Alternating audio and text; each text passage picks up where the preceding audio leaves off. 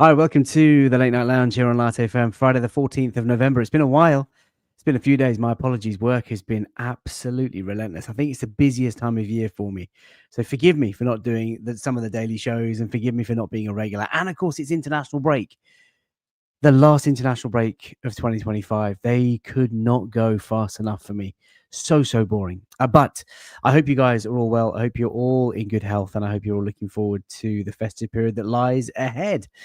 Yeah, let me know what you're up to, what your week has been like, what you're snacking on, and we'll go straight to the chat to start with. So first up in the house was Tamina. Hi, FK. How you doing? I'm good. I'm really relieved that it's Friday. We had our annual Work People Recognition Awards program last night in central London in Bank. It was a very late night and a full day of work today, and I've just put the kids down after their swimming lessons. So very knackered. Looking forward to the weekend. And you're looking ahead to the North London derby, as are we all. Arsenal smashed Spurs 6-0. And congratulations to Adam, who was our Patreon winner, who won that North London derby ticket. Adam, my friend, I know you're watching. You will be my guest at the Emirates for that game. Viggs, somebody deactivate FK's Chat GPT account. What am I watching? I believe you're probably referring to the thumbnail. I thought you'd like my creative genius. That is us on international duty. Hello from Chicago, says Matt Tomo 15. Welcome, my friend. Thank you so much for tuning in from across the pond. AFC 777, FK. Finally, it's been a long international week, evening one and all. Dizzle McDizzle's in the house. Anyone utterly amazed that Ez's goal last night was on a plate from Foden? Absolute joke. PR on Palmer levels. Yeah, look, there's not much to talk about tonight, so we're probably going to end up talking about the utter brilliance of Phil Foden. Not. We should also talk about Sky Sports' Halo account. Not. We should also talk about Aubameyang and how he hated moving to Chelsea. Honestly, all of these things get in the bin. Mohammed, welcome. It says, good evening. Vive lads here. Good evening, Gooners. Great goals last night, but someone needs to have a word with Lee Dixon. Yeah, he's not got much positive PR, Lee Dixon. I didn't watch the game, been busy with work, like I said, but he's taken pelters in the group chats. Guy in the middle, no words. Yeah, that is me, man. Good evening, Trevor Bibbins. Classic Dan Smith is here as well. Saka as an absolute class. Hang on, that thumbnail, he says. Yeah, the thumbnail is so good. Lucia, evening. Thumbnail's getting cringier and cringier every week. We'll be back to normal service, my friend, very soon. I'm clean shaven today as well. Hope you guys appreciate that. Yemeze is way too freaky. LOL. He's in the background and he's going to be freaky tonight, I'm sure. Manny says, evening, Gooners. Hope we're all using our daily prayers to ensure we have a fit forward line for the North London derby. Yes, the Avengers shall reassemble. Reassemble? Assemble. I don't even know. I don't watch the films. Just go with me. They're wetting themselves in the background. Paul James is here. Evening all. I was thinking of building a shrine to Phil Foden for his pass for Ezra's goal. Only a Titan could have done that. Jizzle McDizzle has a lot of time for Noddy Madu FK. I like that. But Wayne Osaka, let's bring him in. Here he is. Wayne Belay with a fresh trim. How are you, my man? I'm good, although I'm a little bit concerned by your comment there that he's going to get a little bit freaky tonight. I don't want to take part in any of that. Yeah, listen, it's international break, Wayne. There's nothing to talk about. I've got 4 slides. That's how slim picky. In fact, we're going to do lots of questions and answers. And if we have time, Wayne, we're going to do something that I've seen on the Canon podcast recently. It was like a team selection game. More details on that later. But how are you, my man? Fresh trim. You're looking good, looking buff. What's going on? Am I allowed to update you about life, or will I get grilled? Of course. In fact, today is the day. Let's talk about Ofsted. Let's talk about your daughter's that's the first slide. Now, how are you, man? How's your week been? Yeah, it's all right, man. I'm very shocked and surprised looking at my phone this morning that there's snow weather warnings next week. Huh? Yeah, no. Apparently it's due to snow potentially in London next week. So we were all sort of enjoying the light breeze, the wind in the trees, and yeah, apparently the snow's coming soon. So yeah. Well, do you know what? I don't mind the snow when you don't have to go to work, but when you have to commute on the tube, it is just such an inconvenience. The snow that we get in the UK is so poor. It's like it's just it's like just a health hazard. And it's always that scary. It's always that scary crossover point where if you're in the office and it starts snowing, you're like, oh crap, I have to leave and get home. But if I don't leave now, it's going to get heavier. But you can't leave at like 10 a.m. because you've just got in. So, yeah. Exactly. Donald says the hand of Wayne. And then he follows up by saying, loose women talk here from Wayne. Mate, I don't know if you watched last week, Donald, but yeah, he was definitely A loose woman. Let's bring in our freaky Yembele. Yemarechi Eze. How are you, my man? I'm definitely not. I don't know where the freaky thing came from, Faisal. I think the lack of slides and lack of news is starting to make your mind wander. It's getting to me. How was your week, man? International break. You enjoying it? I didn't even realise the England game was on yesterday. I took my daughter swimming, and then I was scrolling through. I scrolled through Twitter. And they said, "Oh, look at this lineup for England. It's so strong." I was like, "Huh? England are playing tonight? Oh, okay." Got home. I was like, my daughter's gone to sleep. Maybe I'll watch it, and I will obviously watch the wonder that is Phil Foden and his superb pass on a plate for Eze. What a magical moment. I am lucky enough to have witnessed that. Thank you, Phil. I saw our good friend Phil Costa off of the Football Vision podcast and Ask Blog, and he showed a video of Thierry Henry's goal against Liverpool where he sort of ran from the halfway line. It was Gilberto sort of kneed it to him, and he sort of just mocking him, saying we should all thank Gilberto for the assist. I mean, honestly, there's so much to be made of it. I'm actually really pleased that I didn't watch any of the footage last night. I'm actually really pleased that I was at my sort of work do and I got home and I just saw everyone going on and on and on about Foden in the chat. And I thought maybe he's had a good game. And then I've seen the goals and it's just the most, what is going on? The propaganda, as Phoenix says, nasty. Yeah, no one talks about Eze and actually, coming on and making an impact. It's, wow, Phil Foden in the false nine role was amazing. It's like a rebirth of Phil Foden. The media, the propaganda is. Well, just wait until Mr. Snowman Chili himself, Cole Palmer, comes back. Oh my and everyone's God. like, "Oh Did well, you know Bukayo Saka shouldn't be starting for England." He's trademarked his celebration. He has, and you know what's even nastier about it? When he first done it, this is while he was at Man City. He done an interview and said, "Oh yeah, I got it from my good mate, who's Morgan Rogers. Morgan Rogers done it first." So he's technically trademarked Morgan Rogers' celebration. That's so Chelsea, isn't it? They just want to be everyone else. They've got no ideas of their own, no originality. They just have all the money. Another 16-year-old joined the ranks today as well. They just keep signing all these players, don't they? I didn't even know. Who have they signed? What have they done? Oh, they signed how much did this nerd cost? 30 million. 30 million? What? On a 16-year-old kid? Doing? Hang on a second. Hell. What did they sign? What are they doing? Yeah, it's mad. I don't know what they're. This whole thing about they're buying players and just stop. It's not even a story. Are you sure, Yem? Yeah, what's his name? Hold on.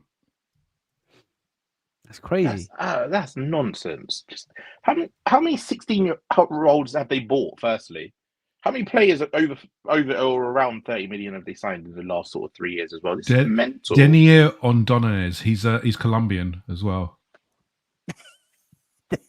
They saw them coming, mate.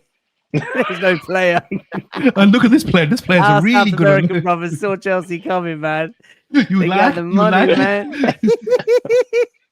I love that. They picked up the coin. Oh, I love that. Love that. Right. We'll be 60 for him in a couple of years, won't we? No, don't. We're beyond that now, Yembele. Come on. Let's rip off the plaster that is Snack Check tonight. I feel like it's really weird without Premier League this weekend. I feel like I haven't got the bounce in my sort of normal step for the show tonight. I just feel really flat. It'll probably be quite a short one, to be honest. And I've had one hell of a week at work. But Snack Check, what you got for us, Yembele? Come on.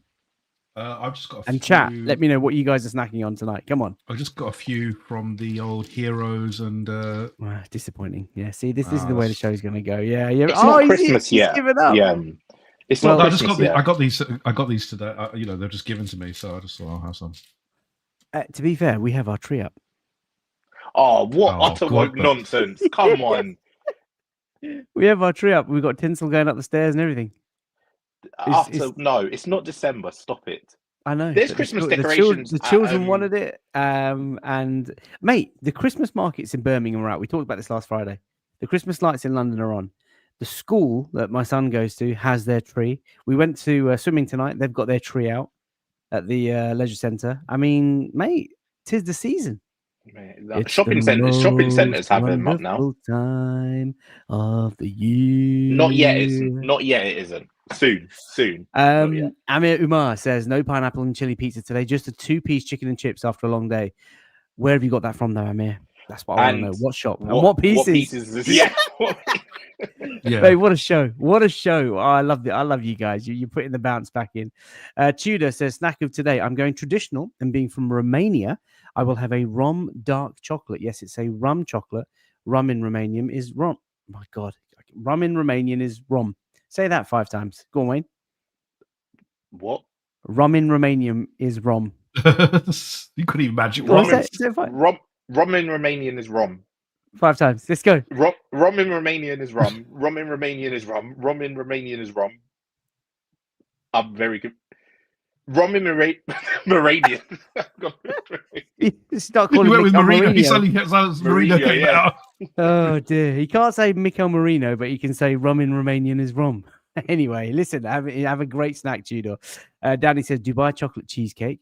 I've seen the Lindt chocolate balls with pistachio. I think I need to give that. In fact, I bought them. I don't know. I didn't bring them with me today. Jizzle McDizzle says it's just a football manager business model of sweeping up all the wonder kids on a global scale and selling them for pure profit. 30 million quid though, Jizzle McDizzle. I'm not sure. Snack check for O Clark 31 says is reheated Dominoes. It's not ideal, mate. You don't reheat Dominoes. You eat that cold. You eat it cold, room temperature from the cardboard box, congealed as hell. It tastes so good. Donald says only had malt Wheaties cereal for an on-hand snack. Do you know I've not had cereal in ages? I don't eat cereal. I don't have breakfast right during the week, or at weekends it's always eggs and bread. And yeah, I've not had cereal for. Do you know ice cold milk and a bit of cereal right now would go an absolute touch. What's your cereal choice, boys? Yeah, there we go. I know Yembele, porridge, Mr. Oats, Mr. Overnight Scottish Oats. 4 bowls of it, you know it. But mate, I don't want to dream about what your toilet visits are like in the morning. They're very healthy. Very healthy. Wayne Bellet, what's your choice of cereal? I love a Rice Krispie with a little bit of sugar sprinkled on top and cold milk, or Crunchy Nut. Of all the cereals, Crunchy Nut's elite. Crunchy Nut as well. It's the one that's so dangerous. It's so dangerous. Sensational. Crunchy Nut chocolate, sensational. Rice Krispies, just so terrible. Rice Krispies with a little bit of sugar is not bad. Do you know what is nice? You know the little Weetabix bite ones, with the chocolate in it, not the Weetabix. Like my kids have the big Weetabix with chocolate, so I find it small ones. Do you know what? I find it disgraceful that Bangladeshi hates Rice Krispies. A Bangladeshi who literally eat rice. Just eat rice. Don't have Rice Krispies. Rice Krispies are nothing. You don't have moi. You don't have moi. Bangladeshi people in the. No, I don't. Rob is asking baklava or chocolate chip cookies. It depends on what you're having it with. Baklava is absolutely. I'm not keen on baklava. Chocolate chip cookies. Yeah, chocolate chip cookies. I don't like baklava. I don't like baklava. Jizzle says FK straight red card. Gone too soon on Christmas decks. Dan says snack check. A steak burrito with chips and guacamole. You've won. That's nice. Dan. That's nice. Steak burrito. Is it with a sirloin, or have you got something else as your steak of choice? He's one. Go on, Wayne. What you got for us tonight? As Christoph says, chocolate cheesecake, and Dave is in the house. His snack check: Cadbury's pumpkin patch cakes. What are they? Ooh, I don't know. Go on, Wayne. What you got? Is this again from his local shop? Yeah, it's got to be from Boston, isn't it? It's got to be from Boston. I've gone along the lines of Christoph there with the cheesecake. Because I was feeling a bit like you, what are we going to do? I need a bit of a pick-me-up. And I've gone for one of the strawberry ones, strawberry cheesecake. One of the little pot ones. So Where from? M&S, of course. Don't be silly. Oh, lovely. Of course. Of course, lovely. Very nice. Dub fella says beef, Space Raiders, and a Galaxy. Christian chocolate just goes so well together. O Clark says someone in work today played Last Christmas. It's the 14th of November. The game's gone. I think it's outrageous. I've got to say, I had cheesecake last night. Probably the most disappointing cheesecake of my life. Raspberry cheesecake with banana above the biscuit. No, that doesn't work. No. Cornhill, wherever we were last night, that is not the one. Asa says, here we are, the favorite corner of the internet. Thank you so much. Hi, Zakai. It says warm yogurt soup. Oh, we did this last week, didn't we? With a side pocket temperature cheese sticks. Interesting. Fish and chips, says Paul James, and a bottle of lager. He's had a good week. That's lovely. He's smashing that. Absolutely smashing that. Cup of tea, homemade authentic chevda, aka Bombay mix, and a toffee crisp, says Manny. Bombay mix, you cannot beat it. No, it's good warming up Domino's. No, it's not. You need to just get it out of the box. Lads, I respect everyone's opinion, but cold pizza from the box can get in the bin. Oh no, who eats cold pizza? No, I think we've offended like the whole of America. Amir Rumar says from favorite chicken, 2 thighs are the best pieces. I don't think I've ever had favorite. Have we ever had favorite chicken? Yeah, that's near our friend, Tam, the one next to him. Oh, is that okay? It's not bad. Not bad. No, he's the one next to him. Oh yeah, it is. No, he is. No, that's...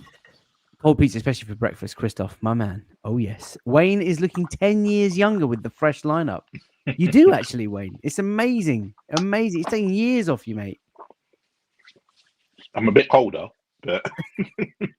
Not good when the snow's coming next week. Yeah, I'm not you timed look good, mate. You absolutely look good. Hi, as a kite says, don't let me bring up the banana ketchup thing again. Yeah, exactly. Lots of people do like the cold pizza. Yes, it's a brilliant breakfast the next day, especially if it's been left in the box overnight.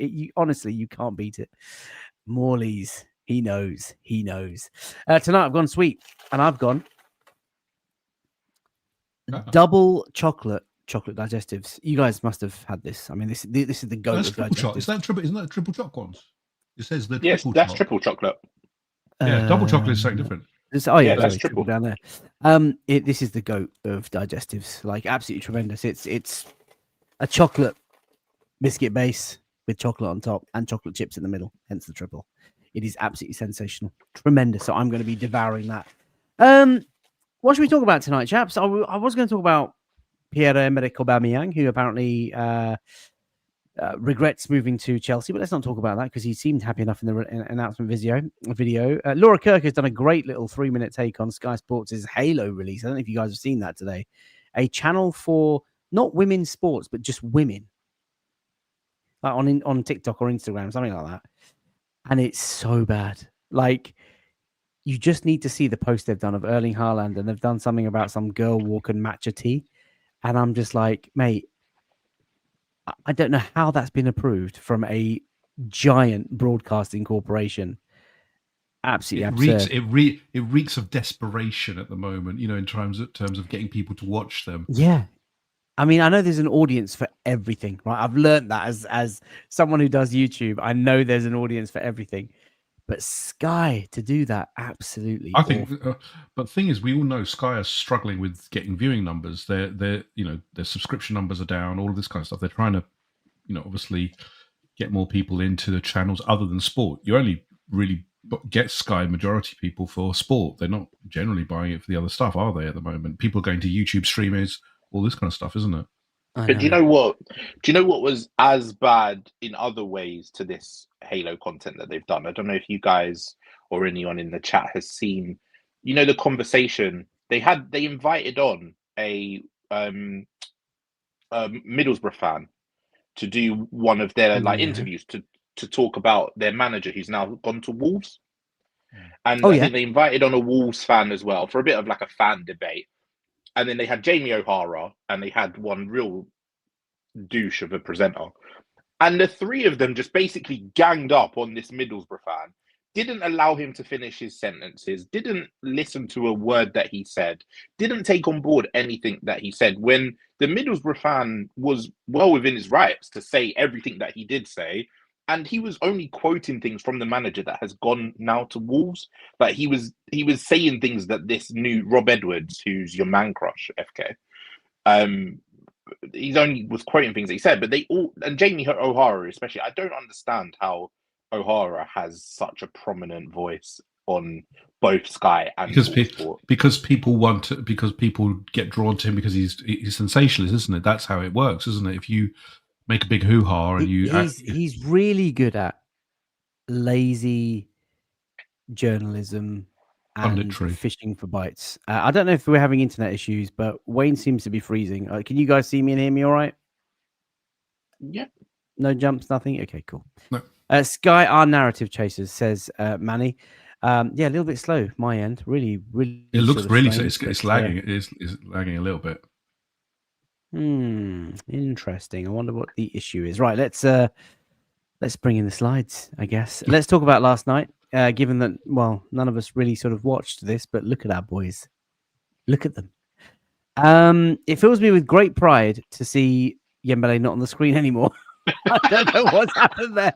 What the heck? Dembele, where are you? Yeah, here he is. What the heck happened? Right. It fills me with great pride to have you back in. Yeah, Anajit says it's freezing sometimes. Not sure what is going on, but look, bear with us. I didn't watch the game. I saw the goals. Phil Foden, absolutely Ferdegaard, I was going to say. Phil Foden, absolutely sensational, obviously. But Saka and Eze doing the business for England. And Thomas Tuchel's record, Wayne. 20 goals scored, no goals conceded, and just straight wins as England coach. Have we finally found the real deal as a coach? And tell us about what it feels like to see these boys put on the England shirt. I don't care about them putting on the England shirt, to be honest. I think we've well established now. I don't like international football. I don't like seeing England do well. I hope that they lose without Arsenal players playing. That's always my ideal. But when they do play and when Arsenal players are involved, I want the Arsenal players to win, and that's exactly what they done. It was Arsenal 2, England 0 last night, and that was the main thing for me. And it was 2 fantastic goals. Saka's finish was really, really good. Foden's pass was exceptional. No one cares about the second goal. No one cares about that finish. It was all about that 5-yard pass from Foden. That was the main thing. But it was just another performance as well from Declan Rice, who apparently was very, very good and was someone who, whenever non-Arsenal fans talk about England and they talk about Arsenal players, they're just so disingenuous. And they say, well, Adam Wharton's better than Declan Rice, or Conor Gallagher's better than Declan Rice, or your midfield 3 should be Bellingham, Wharton, and Foden. Like, Declan Rice is one of the best midfielders in the world. He is in your England midfield every single time. And he just keeps on performing for both us and for England as well. Saka, this guy has performed at back-to-back major tournaments, but you'll still get England fans say, nah, Cole Palmer should start, or Phil Foden should start, or anyone should start on that right-hand side. There's no England best 11 without Bukayo Saka. And it was good to see Eze score from the left-hand side, because that's probably where he's heading back to in an Arsenal shirt once the captain's back. And I think that's where we'll see his best football. I don't think he's suited to our number 10, just the way that we play. He might get there eventually if we continue playing him there, but I think he is much better with more creativity around him and a bit of a freer role from the left-hand side. So, yeah, job done. Arsenal boys scored, and now hopefully it means in the next England fixture, the Arsenal boys don't play. Something tells me that they will play. Chat, let me know if we're having any sort of connection difficulties. Dembele saying that I'm freezing a lot. I feel like Yem and Wayne are freezing a lot, but my camera's going all right. Can you just maybe shout if anything's happened and bear with us? Not sure what's happened. Very unusual. But Yem, Saliba and Rice and Raya and these two, there's lots of Arsenal players representing their countries. Martin Odegaard celebrating with the Norwegian camp, even though he's not fit to play, but he's been shaking the trolley around as they qualify for the World Cup for the first time in God knows how long. Are you nervous about sort of players coming back in time for the North London derby next weekend? Yeah, that's my main concern. I'm like Wayne, I don't really care about internationals. I just care about getting players back fit, because the period we're about to go into is a very tough period. You know, you've got Chelsea, Spurs, Bayern Munich coming up. You need players back. Obviously, we've got, you know, by all accounts, we'll have, you know, the front line back from Kai Havertz, Victor Gyökeres, Martin Odegaard, Noni Madueke. We need them back. It's the most crucial period now in terms of Christmas is always stacked. The fixture list gets really condensed up, and we absolutely need everybody back, because we're going to need to rotate players pretty much week in, week out. You know, that's the whole point why we bought this squad. We need the rotation option. So, look, it's all. I'm guessing it's nice for them to play. You know, we all, as Wayne said, Bukayo Saka should be starting every game pretty much for England, every meaningful game. he's proven it time and again. And Eze actually, every time he comes on, looks like he's going to create stuff. And yes, he always scored the goal. But for me personally, I'd rather no Arsenal player played at all, because I want them fit for our games. So my main concern is by Wednesday or Thursday they will come back, that we have a clean bill of health and that there are no injuries. That maybe, as you said, we get a rest for some of these players, because Saka and Declan especially, Declan's played pretty much every game almost, and it's not ideal. So, and even Eze's played a lot of games now. So rest is my main concern. That North London derby coming so quickly, it's not the most ideal scenario, but Spurs are in equally as bad a position as we are. They've got so many players as well gone on international duty, so it's nigh on. But it's those returning players that are the key, I think. Yeah, well, England play Albania on Sunday, so Monday you would imagine straight after the game. Some of the other boys, obviously playing on the continent, really, really hope that they all come back unscathed, and the likes of Ødegaard, stepping up their sort of recovery. But more on that in just a second. Since Saka's debut, he has been England's most consistent performer, says Asif874. I cannot agree with you more.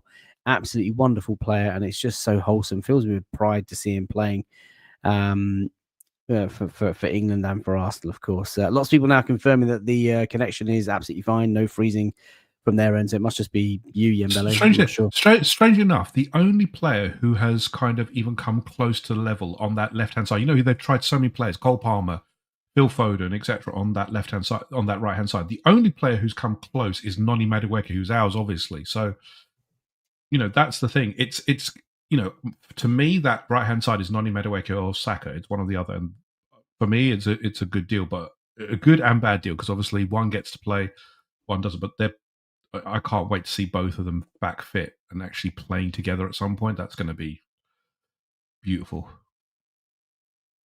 It will be. We have a super chat. Thank you so much. Assad, not heard from you in so long, my man. Even the WhatsApp's quiet. It's like you only talked to me during the transfer window. What's going on? Give me your Arsenal thoughts. We're top of the league and flying. 10 wins on the bounce. All right, a draw at Stadium of Light, but 8 clean sheets in a row. Top of the Premier League. Come on, man. He says, hello, big boys. A long time no see. Keep smashing it. Thank you, Assad, man. Really appreciate your generosity as well. Huge help to the channel's running costs, and it's great to see you in the chat. Hope you are well, my friend. Hope your family are well. Hope you are in good health. Manny says, England need Trossard. I'm not sure what for. Donald says, I'd have loved Trossard in an England shirt. Lots of people love Trossard. He's having the season of his life at the moment, isn't he? He's really enjoying his time at Arsenal. In fact, there's a lovely, I want to say beer commercial or beer sort of thing that they've done on the socials, where Christian Norgard, he and David Raya are pulling pints, and they try and compete to get the best head on the pint. And David Raya goes first, and Trossard is just laying it on, man. Like, he gives a big sort of classic Belgian pint, and he's just chucking Norgard under the bus, and he's like, yeah, he's got the bit between the teeth this year, Leo Trossard. He's got an aura about him, Leo. So enjoy it, my friend. You are doing really well, but it'll be interesting to see who Mikel picks for that left side against the North London derby, which of course is the next game in the Premier League. So as we move on through the slides, look at us. Here's a couple of charts, courtesy of PremierLeague.com. Projected points, which we'll talk about on the right-hand side in just a minute.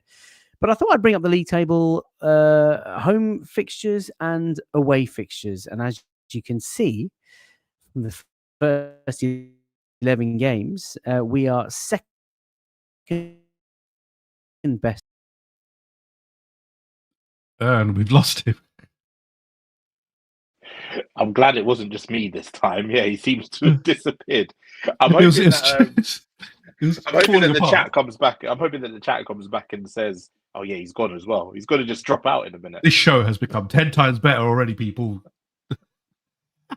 There we go. Yeah, we're getting. He's called. And look who's calling me. Yeah, we're getting some comments now. Take over, lads. PC crash. Yeah, we are. We're talking right now. This show has become 10 times better, mate. I mean, what? Oh, he's lost his laptop. It's all over. Oh, the game's gone. You can't reboot it all. Oh, he's gone completely. He's all over.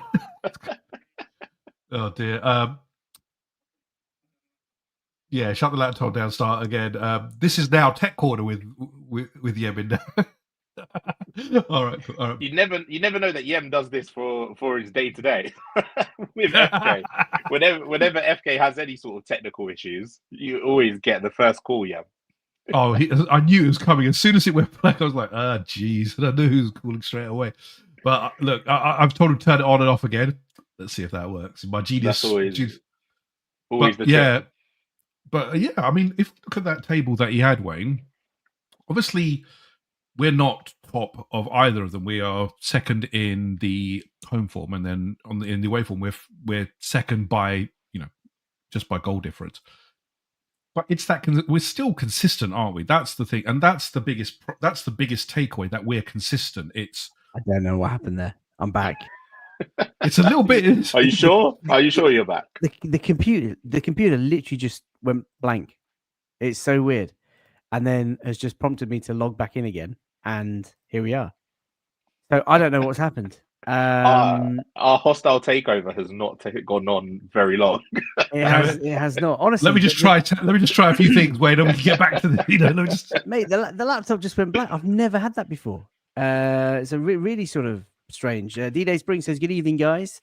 It is freezing now," says Christoph. I don't think I've restarted. The computer just went off and came back on again. I'd restart, mate. I told you. Cheerio, says Asif. PC crash. Lost him now. Does FKF Skype? No, I've got what have I got? BT Business. It might be the laptop. I desperately need it, mate. That's why Assad's contribution means so much. I think I need to get a new laptop, lads. How long have you had the laptop for? Because you had the phone for like 20 years. Yeah, I mean, I went from an iPhone 10 to iPhone 17, so I finally discovered 5G, which is a game changer. This laptop I've probably had for about 6 years. I mean, is that too long? Mate. That's time. Mate, you can't even play Football Manager in 3D. You got issues. It's time. I know. TJ says, I arrived at this unbelievable luck. The Spurs virus. We were talking about the North London derby, and the iPhone 17 broke the matrix. Honestly, Jizzle, you can't write this stuff, can you? You cannot write it. Yes.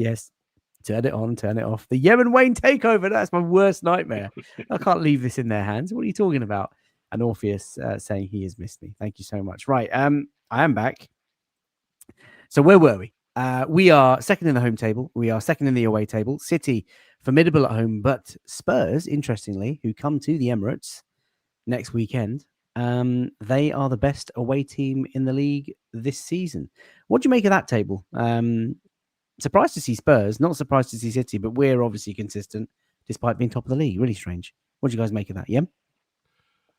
Yeah, I mean, obviously, if you look at it as well, Spurs' home form is absolutely disastrous. That's where they've lost most of their games. But away, they've got the result. I think Thomas Frank's style is a bit of a weird one in that he's employing this, Brentford style, very defensive base, very solid, and he's trying to force attacks. And I think at home, it's much harder because the fans get on their backs, and it's much more a struggle. Away, they seem to do better, and they seem to just be able to grind out results. I mean, obviously, apart from the City result, I still don't think they've had anything stand out in terms of results. I think they're still a good enough team to get through most teams, but I still can't make Spurs out particularly at the moment. I don't know what team they are. Are they? They feel like Thomas Frank is trying to impose that Brentford style on a group of players who don't really fit the mold, and it seems like Spurs fans are not particularly happy with it either. So they'll do well against us. Look, they're going to be up for it. I expect them to put 3 in the midfield. 3 Polinia, Bentancur, and they'll probably stick Matasar in there to try and disrupt us, and it'll be all out physical against us. That they probably saw what happened with Sunderland. They'll probably try and replicate that because they're not going to. I doubt someone like Xavi Simons will have a prominent role. I'd be surprised if he starts, given that he's in poor form, struggling a little bit, which is to be expected. And it is the North London derby because, I just think he'll go full on defensive. He'll try and nick something on the break. That's my feeling in this game. I don't think he'll come to play us off the park. It just doesn't feel like Spurs have that capability now at the moment. I don't think anyone can play us off the park. Danny's made the astute observation. City have played one more game at home than us, hence their gap on the left-hand side. Roberts obviously looked ahead at the projected points. Says, lol, we're projected to win the league by 14 points. From your lips to God's ears. Yeah, I mean, I don't know if they factored in a Man City points deduction. Obviously not. Jizzle McDizzle says I'm using CFAX. Yes, that is. It feels like that sometimes. Cleo says Thomas Frank seems to be going the Arteta approach of addressing their defense first and making them hard to beat. The attack is just toothless at times. I don't think they're hard to beat yet. He might maybe be wanting to do that, but certainly their home record is abysmal, but is primed to be a really classic North London derby. Wayne, just on the projected points, do you believe in any of this guff? Is this something that excites you? Do you care? I wouldn't go. No, I do care. I think that is after like 11 games, you've got a really good sample size now of how good of a team you are. I don't think anyone will hit 90 points this season because I think that the league is just very competitive from top to bottom, apart from maybe Wolves. It's tough to get any win. It doesn't matter who you're playing, when you're playing. It's really hard to get wins in the Premier League. So I mean, expect our points will dip off a bit, but I expect it will dip off for everyone across the table as well. And I do think that there'll be some teams, like I'm looking at Liverpool, for example, even a team like Everton that are down in 13th at the minute. I think they're better than what their projected points per match at the moment is showing. I imagine that they'll pick up more points as we go on to the season. But for us, you can tell our consistency. You know what kind of team we are. We know how we're going to perform basically on a week-to-week basis. And I think the really impressive thing for me at the minute is when you look at that away table, 6 games, 13 points, we've got 3 of our toughest away grounds out of the way in Old Trafford, Anfield and St James's Park. And we've also gone to Sunderland as well. No one would have said at the start of the season that the Stadium of Light would have been as difficult as it turned out to be for us. And yeah, it was disappointing the way that we dropped points in the final minute. But look at Sunderland in 4th. They thoroughly deserve to be there. They're a tough side to break down. And defensively, they're strong. So yeah, that's a very, very tough ground for anyone to go to at the moment. So I think for us, it's just about maintaining that level of consistency. And I'm actually excited when the likes of Ødegaard, Martinelli, Gyökeres, everyone is all back after the international break at the football that we're going to start playing, because you saw the big jump. The previous international break or the one before, we had the conversations about open play chances and XG. We've gone from like 4th bottom to 2nd in both of those, or like top 4 for open play chances created and stuff. So yeah, everyone was worrying about that for no reason. And I think it's only going to get better when our players come back. It's interesting. Jizzle McDizzle just said, nah, as long as City have got Haaland, we're in trouble. Then Boston Guns follows up and says, Arsenal win the league on 91, 7 points ahead of City. Let me ask a couple of different questions. How many games do you think we're going to lose this Premier League season? We've lost 1, obviously, already in 11. What do you reckon, Yen? Higher or lower than 3? I think 4. I think the league, as Wayne said, the league is competitive. I just think that it's not. Chat, let me know. Asif says he thinks we're going to lose 4 games in the league this season. What do you think, Wayne? How many games do you reckon we'll lose in the Premier League this season? I was thinking 4, but I imagine it will be like 7, because by the time we've wrapped up the title in March, we're just going to be focusing on the Champions League. So sending out the kids every week, so it's going to be all good. Well, the reason for me asking is I think for me it's 4. I think that's how many. Okay. Well, the reason for me asking is because current reigning champions Liverpool have lost 5 already. 5 from 11 games. So there's not much wiggle room for them. City do look ominous. They have the bit between their teeth with Erling Haaland up top. And annoyingly for us, City don't draw many games. They either win or they lose. And on the whole, they normally massively win. Let's go to a few chats. Manny says we're going to lose 4 or 5. Lame Guna says 4 max. Tudor reckons 5 games we're going to lose. Hamid Khan says 3. Dave reckons 3. Donald says only 2, which means room for 1 more defeat from now until the end of the season. I can't see that, Donald. I've got to be honest. Mohamed Zakaria says 3. Jizzle McDizzle says 5 or 6. I mean, that puts Liverpool straight back in. How many games do you think City are going to lose? I think they'll be around 5 or 6. I think they'll be around 5. I think 5 or 6. Yeah. So if Liverpool are likely to maybe lose another 2 or 3, I mean, they're going to get slapped up at the Emirates big. So, I cannot wait for that game, lads. I'm telling you so hard. Like, I cannot tell you how much fun that is going to be. I think it's the 10th of January, 8 p.m. kickoff. Mate, they are going to come to North London and we are going to send them back within 20 minutes. They will be begging for mercy. I can't wait for it. So I don't see them losing any of the games in the next couple of weeks because they've got Forest, West Ham, Sunderland, actually. Sunderland, though, at home. They're at Anfield. Brighton, I think, can do it because Brighton are one of these teams that can put it on any day of the week. And Welbs is in great form. Then you've got Tottenham, Liverpool, but that's at Tottenham, so they'll probably lose that one. Then obviously the next biggest game is obviously us on the 8th of January, it says.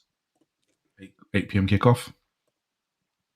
Salah going to AFCON is a problem for us. he's got to stay because he's been a shocker.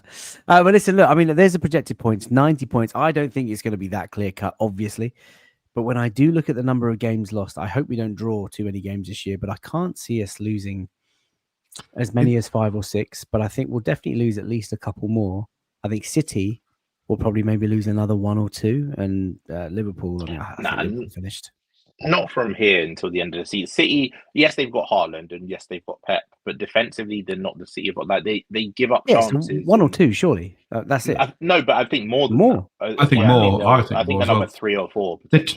There's been games where you think, look, if you look at it, the Aston Villa game was a perfect one, and they lost that game. They're too transition based now. It's too back and forth. You know, it's not as what it was before, where the defense was rock solid. Rodri is not guaranteed in every game either at the moment. You know, that's a big one. They're going to Newcastle next. That's going to be an interesting one to watch in terms of can they make it through that. Well, let's have a look at that. The Barclays is about to get tasty. After this international break, we've got 4 potentially quite tricky fixtures. City, like you say, Yembele have to go to St James's. Newcastle have been beaten quite badly the last couple of games.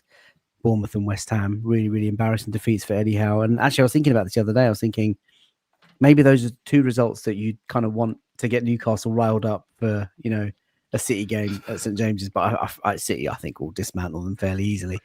When you look at our fixtures, what do you reckon? Newcastle are a weird. Sorry, I was going to say, I think Newcastle are a weird team this year, especially away from home. I don't think they've won in the league away from home this season. Like, at St James's Park, I don't know. I don't really care who they're up against. I know it's Pep and Haaland, but you always favour Newcastle at St James's Park, especially in big games. It's just that's the kind of home ground it is, and they make it tough for anyone. I think they're struggling with the again what happened 2 years ago, which was the transition between the Champions League and the league. I think they're struggling with that. They've got a small squad which plays an overtly physical game. They press hard, they high energy, and I don't think it translates well because they're just too fatigued, aren't they? We do have Bayern Munich and Inter Milan in amongst these games, and of course Newcastle City have their. Do you City play Real Madrid? Have I imagined that? Maybe. Yeah, can you just check City Champions League fixtures and let me know who they are and when they are in between these 4? So Leverkusen, they've got Leverkusen, Real Madrid. They have got Real Madrid at the Bernabeu. Knew it. At the Bernabeu, okay. And yes. And is that just before the Sunderland game? Yes, it's after the Sunderland game. Okay. Well, look, that is going to be the one. But looking at our games, chaps, Anajit, I'm sure that's Wayne's burner. Villa away is going to be a big test for Arteta. How many points do you reckon these 2 teams pick up from this run of 4? Wayne, you go first. I think we get 10. Where are we? 3 wins. 3 wins and a draw at Stamford Bridge. Okay. Yembele? I think 10 as well, but I think we'll win at Stamford Bridge. I think we'll draw at Villa, actually. Because Villa is always a tough ground for us to go to. And, we got away, we went there and won last year. But typically again, Villa have started to find form. We won the year before as well, didn't we? Jorginho, last minute. Screamer.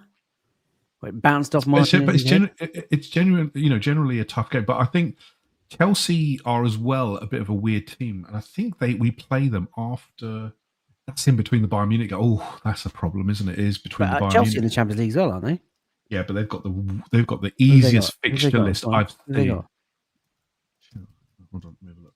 Lane Goody says we're going to get between 10 and 14. Oh no! 14 points Barcelona. from 4 games is some feat. Have they got Barcelona? They got Barcelona, but it's at home. But it is Barcelona. Lamine Yamal. When's that? When's that? When is that? Between what? That's before our game. Before our game, yeah.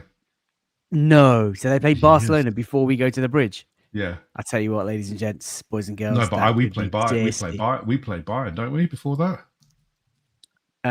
Yeah, we do, but we're slapping that lot. Indy says 8 to 10 points. Mohammed says 10 points. Yeah, I've got a feeling we're going to lose one of these 4. I think we'll. Do you know what? I'm having to recalculate, given that we're playing Tottenham, then Bayern straight afterwards. I think from these 12, we're going to get 8 points. That's not possible if we lose one. We're going to win 2. All right, 7 points. You're the accountant. That's not good. That's not good. 7 points. That's not good. I think we're going to get beat either at Villa Park or Chelsea. And so what you're saying is you both rate Unai more than I do. No, I just think we've had such an amazing start to the season. You're gonna have to lose a game at some point. And I think this is a run of fixtures that at some point, if Arteta doesn't manage the squad properly, or if a decision, or we're just not physically at the races one day, I think we could come up unstuck. All of these games you have they to all look tricky. Like individually, when you think about it, Spurs got the best away record in the Premier League, and it's the North London derby, and it's Thomas Frank's first one, and he's going to want to set out his stall. Chelsea away, unpredictable, Jekyll and Hyde, right? But they've got an amazing squad of players, and of course it is the Bridge, which has been our training ground in recent years, but at some point that record's got to come to an end. Brentford at home, I would say, is probably that's the home banker, but that's where we're going to drop points. And then Villa, it's not about Unai, it's just Aston Villa over the last, I would say, month, they've really sort of surged, haven't they? They've climbed up the table. And here's another little thing. Fixtures. Go on. Do you know what? Someone in the chat's put this out, and I think it's true. Remember, Lamine Yamal pulled out the Spain squad with an injury. He's out for 3 months, so no Lamine Yamal for Barcelona against Chelsea. Barcelona is so good that Yamal is obviously fantastic, but they've got Rafinha. They're still a phenomenal. They're still a phenomenal team. What a player! Lamine Yamal is out for 3 months, according to Paul James. Hi, Zakai says 7 points is a disgrace. Title over. Judah reckons 12. I don't know why I laughed there. Eerie laugh. Hassa says, seriously, my only concern is the PGMOL. I'll tell you what's not a concern, lads. Yeah? Let's make the vibes a little bit more positive tonight, because the boys are back. And when they come back, we're going to do some damage. This is what I just want to say this. We are top of the league, 4 points clear. And we got these boys to come back. I mean, the Barclays is not ready. Wayne, come on, man. You're nodding. Talk to me. How do you feel? The sauce is about to return. Yeah, it's exciting times, because if you think about it, like all season, we've not really seen our best 11 in their best positions at all, really, this season. Like, we've seen it in glimpses, and then Odegaard's come off injured. We've seen it for a little bit, and then Saka can't play, and Madueke has to play, and we've not even seen the hypotheticals of, maybe you see Madueke on the left with Saka on the right. Maybe you see Martinelli through the middle. We've not seen the hypothetical Kai Havertz and Gyökeres up front together or anything like that. So, no, I'm just excited for having additional depth, because I think we've navigated the start of the season very well with the amount of attacking injuries that we've had. Like, it's crazy. Last year we had injuries across the attack, and we couldn't even sustain a run of back-to-back games, let alone a couple of months. But to do it with these 5 guys missing, and knowing that Saka's not 100% fit, and knowing that Eze is now being moved into a position that he's not familiar with in our system, and knowing that Trossard is the only reliable left winger now, really, and knowing that Gyökeres had to play every single minute, and then when he couldn't play any single minute anymore, we had to go to our 4th choice striker in Merino, who's not even a striker and has done phenomenally well. To the fact that we've got this far, like you said, top of the table, unbeaten in the Champions League, and playing some good football for a lot of the times. This break has come at the perfect time, and it's come at a time where we need these guys back as well for a stretch of fixtures. The only one I'm a bit concerned about is Odegaard, because I don't think he will be back for the North London derby. I'll love him to be back for it, but from the talks from the Norway coach, it seems that he's maybe a little bit further away. But again, with Kai coming back and some of our other players all back, we should have enough to cover and allow him to come back when he's good and ready. Yeah, Mbele, when you see these boys waiting in the wings to come back, I mean, Ødegaard might be just after the North London derby. Noni Madueke, depending on who you sort of believe on socials, I think has had a minor setback. We'll have to wait and see. Viktor Gyökeres, obviously the first 45 minutes against Burnley, sensational. And then, of course, going off with that muscular complaint. Kai Havertz has been away for a long time with his knee, and Gabby Martinelli hopefully back after a groin strain. I mean, it's serious firepower, as so many in the chat have said. But like Wayne's just said, we are top of the league and comfortable, and we're not even out of first gear. Like when these boys come back, some of these teams are not going to know what's hit them. Well, we really haven't clicked, have we? Apart from the Leeds game, we haven't put anyone under, punished anyone, really. It's been, good defensive discipline, and not.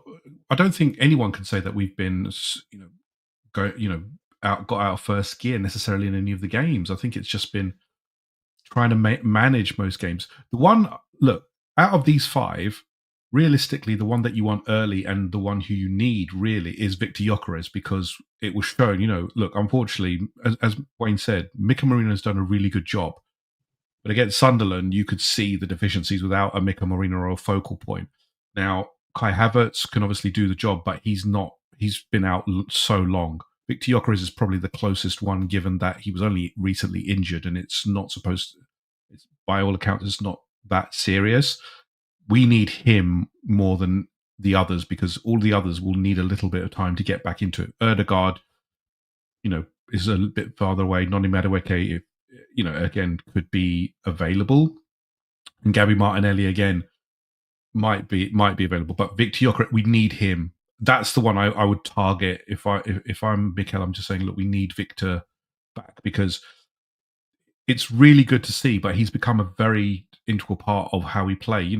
Players were looking for him. That first half against Burnley, you could start to see why Arteta has changed the system slightly to allow him to thrive, and he was thriving. And without him, I think we lack a physical presence against those defenders. It was too easy for Ballard and for Geertruida and for their other Nordin Mukiele. They just stepped out because there was no one occupying them.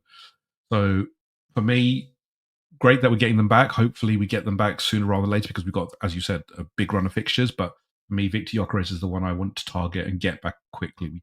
We can't go to North London derby with Marino up front. I can't see it working out there. I am with you. I think Viktor Gyökeres is the one. Obviously, you guys know how much I love the boy, and I've loved the boy before we even signed him. I'm really excited to see the skipper back. I think what Eze has done for England last night, and the indications are good about him playing on that left-hand side. He's obviously tried to cover Ødegaard in the middle, but I think I'm a little bit nervous about Eberechi as a sort of out of possession and his work rate, and I think the skipper is the number one at that. And I can't wait to see Kai Havertz come back. Honestly, Havertz used to frustrate me with his sort of, ball striking not being that clean. Like he'd always sort of dink the ball or scuff the ball over the line into the goal. He's not the cleanest sort of finisher, but he's such a good player. And I feel the team has really missed him. And I feel actually Viktor Gyökeres has probably suffered by Havertz not being available, because I think Gyökeres probably would have been rested every now and again. I think one or two people have said that Arteta needs to manage Gyökeres' sort of minutes better. But I'm really, really excited about all these players coming back, because they make such a huge difference. I mean, they're starters. Every single one of these players is a starter. Hamid says Victor is a pressing machine, a symbol of Arteta's team, as is the skipper, to be brutally honest with you. Vivlad says the frustrating part of Ødegaard is that he was just starting to look really good before that last injury. I mean, it was a very weird one, wasn't it? His knee, just a straight clash, straight contact. The one before that, his shoulder, obviously, repeating that, which was really sort of terrible luck. I'm going to come back to your question, D-Day Spring. If you've got any questions for these chaps, please let me know. Start your chat with the word question or the letter Q in capitals. It just stands out a little bit more for me. But yeah, really, really pleased. Pazza the Cat says he agrees 100% on Kai. Lane Guna says, I want Arteta to experiment with the attack, but please, no more Marino up at the top. Gyökeres is going to ruin Spurs, says PM1 Guna. I love that. And Shim says, I hope we have Victor G back for Spurs. Right. The question from D-Day Spring was, chaps, how many of these guys are sure for the Spurs match starting or on the bench? I mean, look, we don't know the ins and outs of physical recovery and fitness and the data, but let's take that question and stretch it slightly. If they're all fit, going left to right for the North London derby, who's starting, who's on the bench? So Ødegaard, presumably, if he was fit, he starts. Captain's the team, right? If he was fit, Wayne's not convinced. What do we mean by fit, though? As in fit and ready to play. He's been training for a week. Match fit. He's not match fit though, and that's a big game. That's a big game to throw him into. So he does tend to do that. He does tend to do. Yeah, you tend to do that, but he's the captain. Yeah, that's the risk, though. It's the North London derby. You don't want him getting injured. He loves again. that That's game. The big one. That's the big one. True. Arteta would start him though. Noni? No, he wants bench. Victor. He'll start. Over Kai. I don't know if Kai's fit and it's a North London derby. Player. I think he starts. I think he might start. I don't think the reason I think he won't is because Van der Ven and the other defender, I can't remember his name now because he's lost my mind. Romero. But both of them are physical defenders who want to get forward, and you want Victor there to occupy them. Kai will start to drop off, and again, he's been out for so long. You just don't know what state he's in at the moment. So for me, Victor just feels like the natural fit. We've been playing with him for so long now that we're used to his movements and what he can bring and the space that he gives Saka and Trossard. We need that. We need that space. Imagine the psychological boost, as Pazza the Cat says. Imagine a bench with all five of them on it. And Vivlad's just reminded us, Arteta did it against Chelsea last season. If Ødegaard is fit, he will start. Donald says Ødegaard, Havertz, and Noni on the bench. And Boston Gun saying the MCL takes time to heal. I hadn't realized it was the MCL. I sprained my MCL the very first week of July, and only about a month ago, I was pain-free in walking, running, and kicking. So I know only too well. It takes a long time to recover. Title number 14. Welcome to the show. Says good evening. Just here to give a quick like to the stream and bounce. Big up, mate. I really appreciate that. Aren't you lot just a wonderful community? Even if you can't make it, you tune in, you send a little chat, you like the video. It's a massive help for the algorithm. And there are hundreds of you that have tuned into tonight's show already. So look, they are going to be big players to come back. Josh says, I agree with Yem. Gyökeres occupying the centre-backs will be key. Spurs are weak defensively on the wings. And Dave says, if Gyökeres is fit, he starts. The others all on the bench. Believe it or not, chaps, that is the end of the slide deck. And we are 56 minutes. It's the most ridiculous report. Is the Ofsted report time then? Let's No, it's not. Everyone gets their Friday evening back. No. What we're going to do, later, don't just disappear, peeps. We're going to play a little game. I saw this on the Cannon podcast, the brilliant guys at the Cannon podcast who do some really cool content. And I thought I'd nab it for a rainy day. And that's exactly what we're going to do. So do you remember how we were at school? And, you'd always have like a lunchtime break where you'd go out onto, goalposts, jumpers for goalposts, and you'd be on the field. You spend the first 5 minutes of your lunch break, and it's really sort of bittersweet because you're like, hurry up, pick teams, let's play, the bell's going to go. And you want to get the team selection right. So when you're picking your team, you always pick the best players, right, first. And you don't care about, I need a goalkeeper, I need a defender. You just pick the best outfield player, the best centre-back, and you just do it. We're going to do that right now, where you are both going to pick in any formation, player by player, in any order that you want, your first 11 from the Arsenal squad. So we'll have a little tiebreaker to decide who goes first. But you pick a player, I put him into the map. You pick a player, I put him onto the map. And at the end of the game, the chat will decide which 11 is strongest and will win. How about that, eh? This is how we're going to do it. So let me ask you a question to decide, unless either of you want to let the other person go first. Wayne can go first. Oh, bit gentlemen. I'll tell you what, who said romance is dead? Right, let me do this. Let's see. Well, first of all, let's just see if it works. I've just made a big promise. I don't even know if it's going to work. One sec. Technology and files will do it. This is everyone fit, right? Everyone fit, 100%. Everyone match fit, everyone on top of their game. But like I said, let me just relay the rules, right? So you've got the pitch in front of you. I'm going to put Yembele's team on the left, Wayne's team on the right. Any formation, okay? And any order of play. You don't have to pick goalkeeper first, then right back.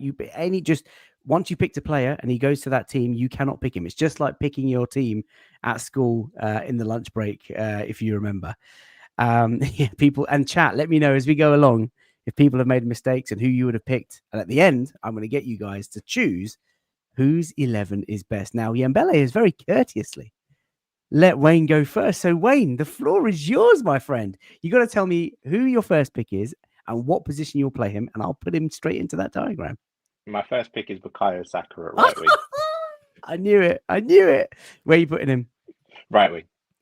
Right wing, right. So, Wayne, going to be red or blue? I'll take red. Okay. So let's do this, right? Here we go. Yembele. Wait, what way am I kicking? Because that's the left wing. You're going that way. Oh, okay. Hence, I put him in your half. Fair enough. Danny says, good choice. It is a very, very fine choice. Yembele. He's taking the star boy. Who are you going for? Who's your first pick? I'll go for Gabriel. Left centre back. Ooh, Gabby Magalhaes. I'm not going to attempt to spell his surname. So let's just put Gabriel.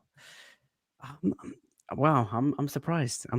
Manny says Gabriel, and that would have been his first choice. Big Gabs says Donald. Wayne, back to you. Take you Saliba. Interesting. Let's do this.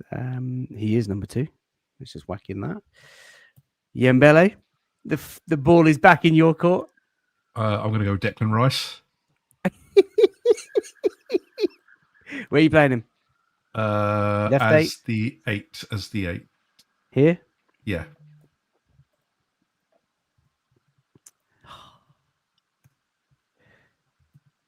Wayne, your choice. I'm taking Zubimendi. Oh, that is a good choice. The chat are going wild about Timber. Yeah, you can keep a close eye on that. Right, Zubi, where are you playing him, Wayne? As my 6th. Yeah. Okay. What is he, 36? 36, yeah. Yes, yeah. Yembele, the ball is yours. I had to be Urine Timber. My right back. He's caved under the pressure. You've missed. Oh, I can't believe you've gone Timber. Okay. JT. Wembele. I'm taking the skipper. Yeah, of course you would. How could you? Oh, yeah. No, mate. Timber. He's got a plan. What number's Odegaard? Where are you playing? 8. Number 8. I said, sorry, no. What position are you playing, Odegaard? On the as my 10 right centre mid. So sort of here. Yeah. Okay. Here we go. Yembele, what you got for us? This is where it starts to get a little bit harder now. I'm going to go with David Raya in goal. I swear he's just caving to the pressure. The chat are like, yeah, let's do it. David Raya in goal, yeah? Yeah. Now, Yem has the opportunity to do the funniest thing. He could play Kepa at left wing, and then Wayne doesn't have a and then Wayne won't have a goalkeeper. But my team will still be better. I'm all good. This is true. If you pick all the defenders, you will. Now, I don't know if Manny's just being blasphemous or if he's just sighing Jesus or shouting for Gabriel Jesus. But we'll see. Right, Wayne, back to you, man. I'm taking Eberechi Eze for left wing. Oh my God, what a team! Wayne, I like the game plan. I'm playing chess, not checkers. Yembele? I'm going to go with Victor Gyökeres up front. Nice. Although I'm not sure that's the pull that it is because big man's going to go for Kai, surely. Let's have a look. Wayne? I'm not going to go for Kai. Ooh. I'm going to go for Hincapié as my left centre-back. Your left centre-back? Yeah. What number's Hincapié? 35. 35. No, he's number 5. Number 5, yeah. Yeah. I'm going to go with Kai. I'm going to put him. You're going 2 up top.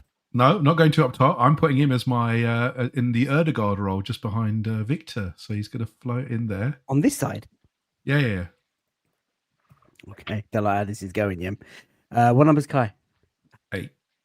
No, he's not. He's not. No, he's. What number's Kai? My God, he's 29. He's been out for so long. I can't even remember. Right, 29. I'm not sure about this, Yembele. Wayne? I'm going to take Calafiori as left back. I'm surprised. I'll tell you why in a second. Left back, here we go. Ricardo. What number is he? Don't even know. 33. There we go. Calafiori. Come on, Yem. I'm going to pick Miles Lewis Skelly as my left boy. Back. Yeah, boy. Let's do that. MLS at left back. What's the chat saying? What number is Miles Lewis Skelly? 49. 49, yeah. I don't know why I've typed Lewis Skelly. Should have just been MLS. All right, lots of shouts for Calafiori. Whose go is it? Mine. Okay, interesting. There's a couple of really good shouts in the chat there. Wayne, who are you going for? I'm going to move Eze to my left centre mid, and I'm going to go with Trossard as my left wing. I'm surprised. Okay. Wow, neither of these two teams really sort of doing it for me at the moment, but we'll get there. What number is Tross? 19? Yep. There we go. Yembele? I'm going to go with Noni as my left winger, actually. Interesting. Now, I've got to remind you, you don't have a right centre-back, you don't have a right winger, but you're going for Noni out wide. What number's Noni? 20? 20. Interesting. Okay. People are shouting at you. Go away. I got Gabby Jesus as my striker. Really? Well, there's no other choice, to be fair. But yeah, we're assuming everyone's fit. Oh, the number 9. The number 9. Yep. I'm going to go Ben White as my right centre back. I cannot believe that, Yem. Okay. Number 4, Ben White. None of you. Okay. Who are you picking at right back? Wayne? Well, Mosquera played there a little bit in pre-season. How could you not pick Mosquera at right centre back, Yem? What is wrong with you? I'll take Mosquera as my right back. Gives me a little bit more defensive solidity as well, because I've got quite a few attackers on there. So what number's young Christian? Number 3. Whose phone is that? Not mine. Can you move it, mate, or chuck it in bin? And where are we now? So, Yem, you have to pick your right winger. Max Dowman. I've won. Come on. I love Max Dowman, but my team is better. What number is young Max? What number is he? Someone found out. I should know this. 49? No, he's like 70 something, isn't he? Come on, someone. The chat will know. 56. You picked Dowman over Wanyeri. I can't believe that. Yeah, Dowman on that right wing. And all you've got to do. No, who's your number 6? Who's your defensive midfielder? Mate, you could play Wanyeri in goal. I don't think Yem's getting close to you. Should I choose Tommy Setford? What are you doing in goal? Come on. Give me Kepa. Yeah, okay. What number's Keps? 13? 13, yeah. There we have it, ladies and gents. I still got my 6. Oh, this is going to be a game changer. Oh yeah, Martinelli. Well, he's got one more player that he can play anywhere he wants. And you, mate, listen, think about this carefully, because you've got Havertz. You could even go 4-4-2, mate. 4-4-2. Mike Jones says Norgard in midfield. Yeah, I'd go Norgard actually. Yeah. I don't cave. Have some creativity. Think about it. That Norgard. Are you sure? I will put Rice and Norgard into the midfield, and then Havertz. No one's picked Mikel Merino. There's a reason for that, because as a midfielder, he's absolutely trash. He's an elite finisher. Mike says Nkapie is going to commit 4 pens. on Dalman. Well, let's talk about that. Hang on a second. No one's picked Martinelli. Wow. Yeah, how could you not pick Martinelli? You got Madueke on the left and Dalman on the right. You've had a mare here, Yembele. Right, what we do? Wait, who are you going with? Did you say? Norgard. What number is he? Actually, I should have picked Martinelli. I forgot about Martinelli completely. You twat. Can I take back? Do I take backs? All right, you can have Martinelli, right? So I want Martinelli as for Dalman instead. No. You've done Dalman now. Where are you putting these players? This is Yem's team. He's literally that's what he's doing. Oh man. Yeah, mate. That's your team. That's usually it's Declan Rice versus basically. He's done it before. He's done it go before. on. Is that the lineup that you're going for? No. I wanted Norgard and Rice as my base, and Martinelli and Madueke as my wingers. You chose Max Dalman. I wouldn't mind you swapping Martinelli earlier. Hang on. Just say that again, Yembele. What am I doing? Rice and Norgard in the midfield, and then Martinelli for Dalman instead, and then swap those two over. Swap Madueke and Martinelli. So Dalman out, and that's Norgard. The young Dalman chucked in the bin just like that. All the Arsenal fans would hate you, Yem. Giving him the hype, getting his contract signed, and then bin reserves kids. What number is Norgard? 16. Okay, so I think looking at these teams, you can see one which is going to potentially be used in the Champions League, and one which is Carabao Cup fodder. Well, Sax, I mean, have I done the spacing about right? Are you guys happy with this? Yeah, I'm all right with that. Mine is fine. And Leo Tross. I'm disappointed in Trossard. Right, so chat, let's have it. No one's gone for Ethan Nwaneri. No one. I can't believe that. I think, well, with mine, over who, I suppose. I could maybe over Trossard and you keep Eze on the left, but no really Marino. I'm flabbergasted at no Marino. Like, I'm not even his biggest fan, but how can you not? Marino over Norgard, surely, No, because in the midfield, as a defensive midfielder, he won't do it at all. He'll get caught out so often. You've got two elite attackers up there in Gyökeres and Havertz. They'll do the damage for me. You know that at times last season our midfield was Rice as the 6, Havertz as the right 8, and Marino as the left 8. You could have had that. No. That's got that up front. Well, D-Day Spring says Wayne's team wins. Please, people, look. Manny says, "Call me Unai Emery." With Jesus up top, in 2 minutes after Gabriel White get to him, he'll be on the floor again. That's the whole point. I have to say, Jesus is not lasting 90 minutes. So, I mean, Wayne best hope that they score in the first 20, 30 minutes. I'd win with Harriman and Noose as my striker. I bet Wayne's probably got Marino on the bench, just brings him on and scores. My fullbacks, you got Timber and Lewis Skelly. That's some power there.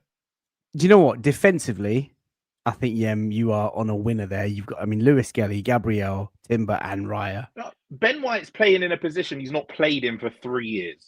But when he did play there, he was elite. So you can't.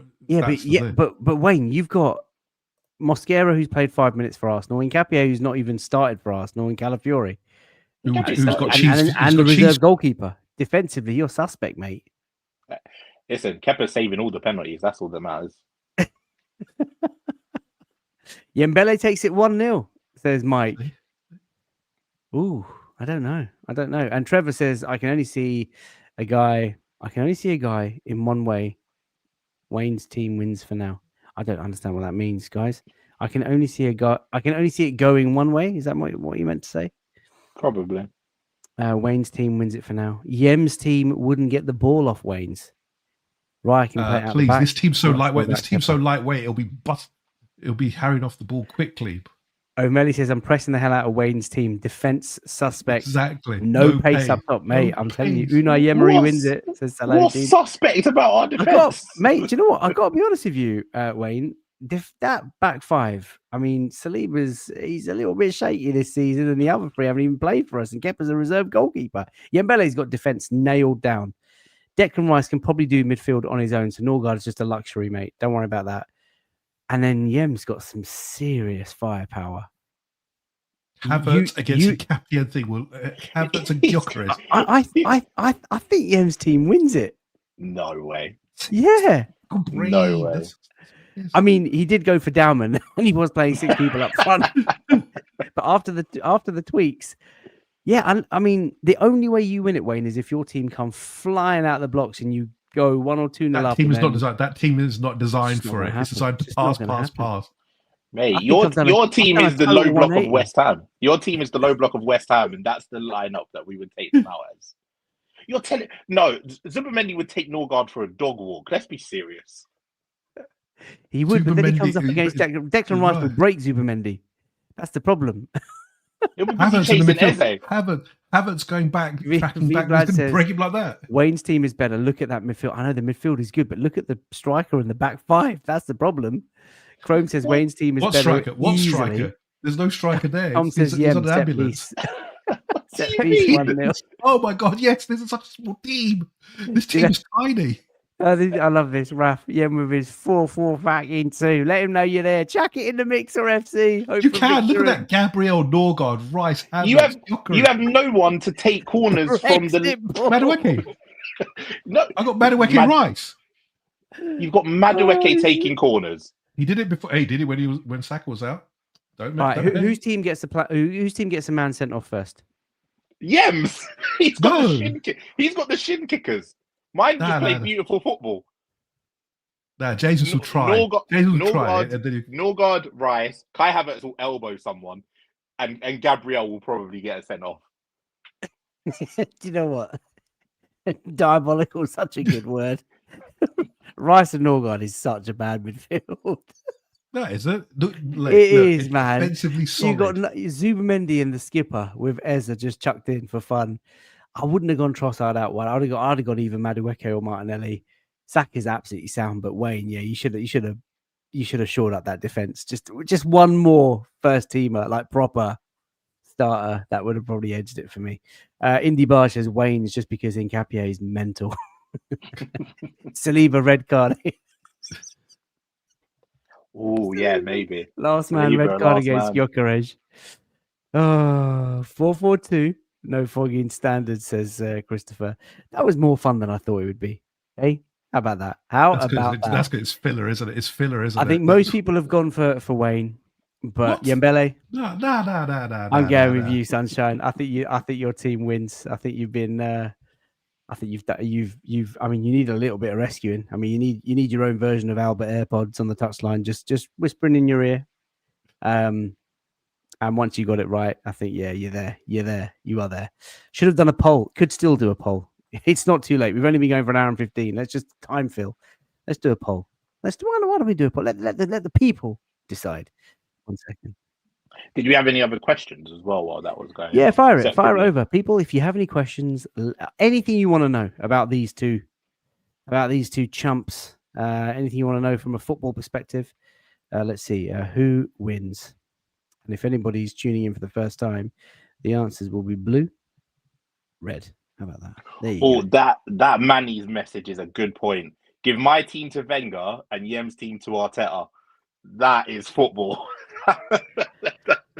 Give Wayne's team to Wenger and Yem's team to Arteta. Oh, mate. I think Wenger could make any team play. But I have to say, I think Yem's defensive. Even if Ben White was out there on crutches, you got Gabriel, Lewis Skelly, Timber, and Raya.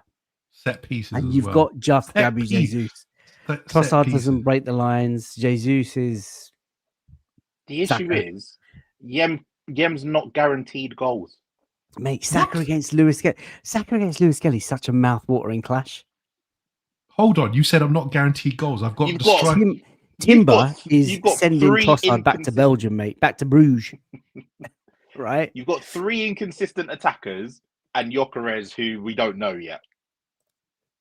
But I've got all the attackers. I mean, you've got Saka who will score goals, but I've got our best attackers. I've got our best attacker this season in Trossard. We've got Bukayo Saka, who is our best attacker. I've got Ødegaard, who is. You've got what? Wayne, you've got Saka coming up against Lewis Skelly and Gabriel, and then he's got to beat Raya. Come on, it's Bukayo Saka. Let's be serious. Yeah, but come on, it's Gabby Magalhaes double up on them and Ryan, the two-time Golden Glove winning goalkeeper. Yeah, but it's Bukayo Saka, and Bukayo Saka is the best player on the team. Wenger ball is outdated, says Chrome. Depends on how he adapts to the modern game. I'd say 5 minutes ago he had Dauman as a central midfielder or whatever it was. I don't know. Norgard in goal. That is crazy. That is crazy. That's been a lot of fun. Right, let's have a look at the poll. Who's been... I tell you what, chaps, it is tight. Let's end the poll. The scores are in. Red is the winner.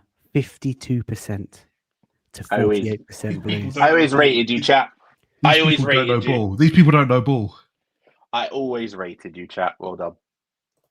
Wayne's going to need Phil Foden to feed Jesus. On a plate. Well, this was my point. Jesus won't frighten the centre backs at all. Maybe Ben White, but Gabby's just keeping him in his pocket, mate. Like Scrappy Doo. He's just going to keep him at arm's length on his fingertips. Listen. You said that they're fittest, and when Gabriel Jesus was at his fittest last season, he was phenomenal. Yeah, maybe. Right, I think we're going to leave it there. That was really, really good fun. Look, KSSMY said the last change. No, wait. I wanted Red to win. He's just figured it. Yeah, the votes is there's only 25 of you that sort of voted, but that is enough. That is a nice sample selection. Right, chaps, what do we want to end on? It's been the most boring international break. England play Albania on Sunday, and then we're back. The North London derby Sunday. Just final words on the North London derby. I mean, let's not talk about what we think is going to happen. How are you feeling about it? Is it the fixture you would have picked after the international break? No, definitely not. Really not? I would have. Yeah, I don't mind it. For me, it's the perfect for a fan, it's fine. But like straight after international break, you don't, depending on how far players go, because I don't know what the travel. I mean, obviously, I think Gabriel is obviously at the Emirates, so that makes it a lot easier because he'd be the one who usually travels the furthest. But Nkapie, I think, has gone to South America, so it's not ideal, is it? And obviously, just waiting on any just full cleaner bill of health, ideally, and just getting players back. That's all I care about. I don't mind it. It's a North London derby at home, and I'm pretty sure it's not the early Saturday kickoff. It's not 12:30. So I think it's going to be moved. Actually, I think it's 4:30. 4:30. Super Sunday. Yeah, Super Sunday. Yeah, it's Sunday. Mm. So yeah, it's not going to be moved now. North London derby. It's not the early kickoff on the Saturday. Everyone is coming back to fitness. Hopefully, we'll get the guys back. The big thing, is any injuries that can come back. We need somebody. Yeah, after that Sunderland game, you don't want like a nothing game where it could kind of just fester over because they're not up for it, they're not ready for it. Just at home, North London derby, everyone's going to be ready. Indeed. Thank you so much for all the lovely messages to wrap up tonight's show. A lot of you have really praised tonight's show. It feels like this show's better than normal ones, which makes me feel bad about the slides that I normally make because this was very off the cuff. But no, I appreciate it. Thank you so much for tuning in. Vlad, cheers to you as well. Really, really appreciate all the kind words. We're going to leave it there. If anybody wants to follow Yembele, he is available at Verge59. If anybody wants to follow Wayne Bele, he's available at Wayne'sWorld20 _. Plans for the weekend, chaps? Are you going to watch the games or are you going to just chill? Chilling. No, it's my daughter's birthday. It's my mum's tomorrow for my daughter's birthday. Very nice. I hope you have a lovely time. I hope she has a lovely time. Can't believe it. She's grown up big. We will be back at some point. Maybe we'll do like a Sunday night sort of show. The content is hard to make during. There's nothing to fill it with. Yeah, it's just so hard. It's so hard. But look after yourselves. I'm going to go and have some fun watching Married at First Sight UK now. What a tremendous show. Might need to catch up with Colleen on that, actually. There we go. 3 brilliant guys giving us an outstanding pod this evening. Let me know which pod that was. That'd be great. And I think we'll leave it there. Take care of yourselves. Look after each other. Sleep well. Rest well. And we'll see you soon. Bye for now.